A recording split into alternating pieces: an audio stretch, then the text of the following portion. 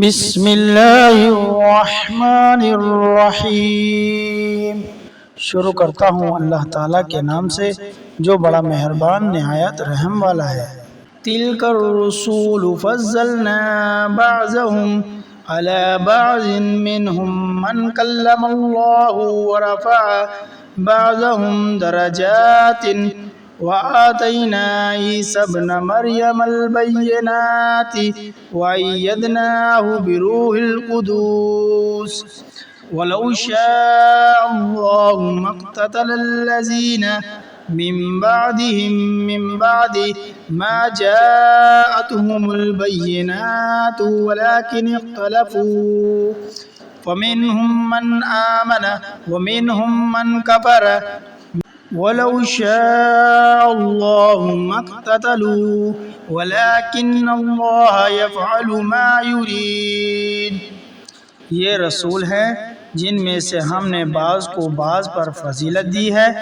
ان میں سے بعض وہ ہیں جس سے اللہ تعالیٰ نے بات چیت کی ہے اور بعض کے درجے بلند کیے ہیں، اور ہم نے عیسیٰ بن مریم کو معجزات عطا فرمائے اور روح القدس سے ان کی تائید کی۔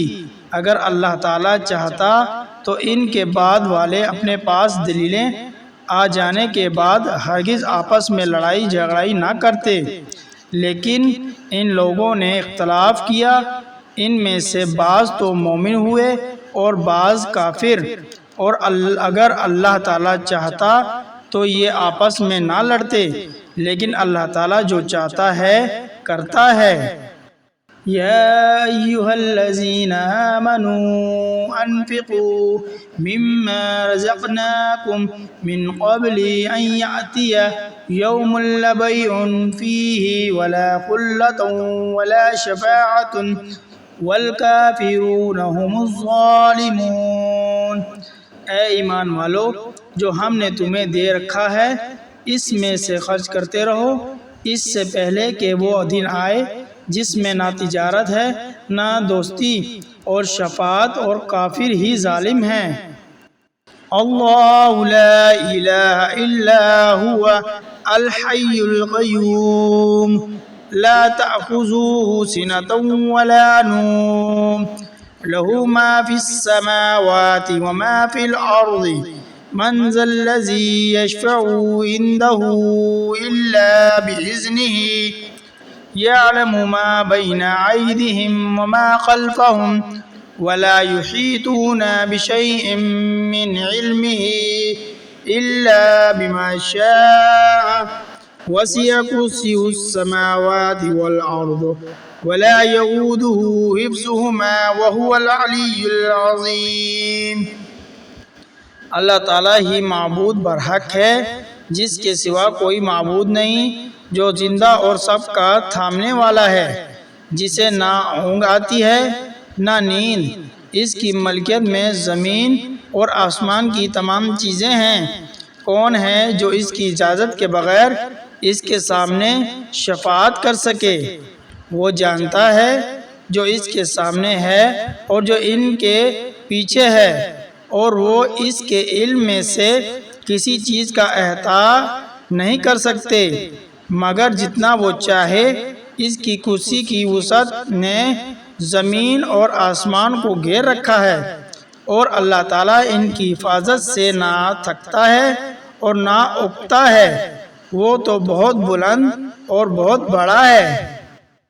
لا اکراہ فی الدین قد تبین الرشد من الغی فمن یکفر بالطاغوت ویؤمن باللہ فقد استمسک بالعروۃ الوثقی لا انفصام لہا واللہ سمیع علیم۔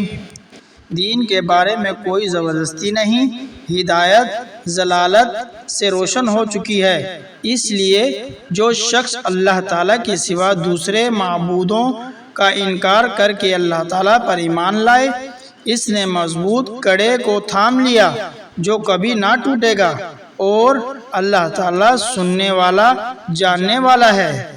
اللہ ولی الذین آمنوا يخرجوهم من الظلمات إلى النور والذين كفروا أولياؤهم الطاغوت يخرجونهم من النور إلى الظلمات أولئك أصحاب النار هم فيها خالدون۔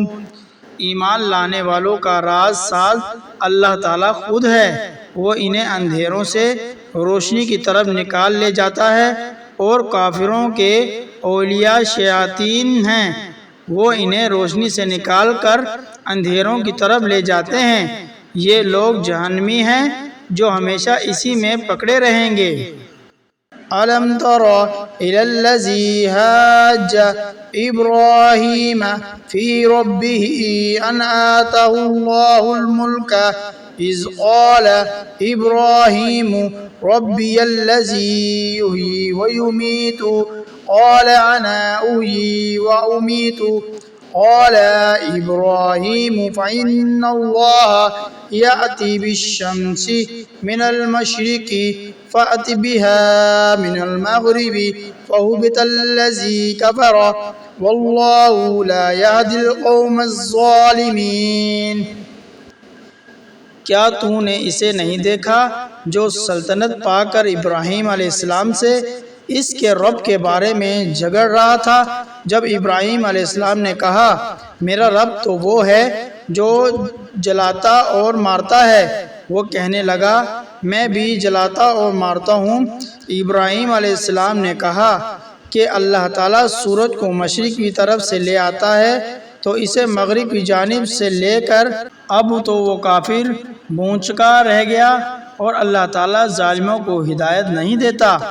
أو كالذي مر على قرية وهي خاوية على عروشها قال أنى يحيي هذه الله بعد موتها فأماته الله 100 عام ثم بعثه قال كم لبثت؟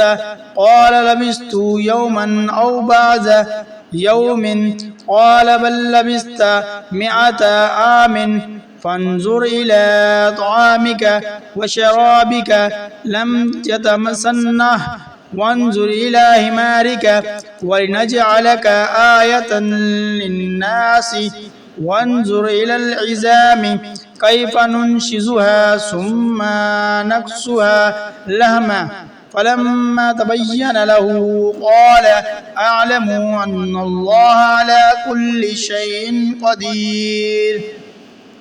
یہ اس شخص کے مانند کے جس کا گزر اس کی بستی پر ہوا جو چھت کے بل اوندھی پڑی ہوئی تھی، وہ کہنے لگا اس کی موت کے بعد اللہ تعالیٰ اسے کس طرح زندہ کرے گا؟